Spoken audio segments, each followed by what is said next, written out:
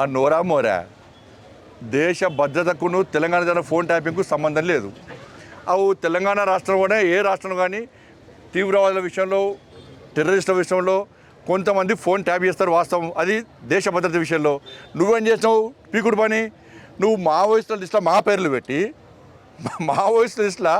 మా పేర్లు పెట్టి మా ఫోన్ ట్యాప్ చేసిన బయటపడ్డది కదా. నాకు అధికారులు అడిగినారు, సిట్ అధికారులు అడిగినారు.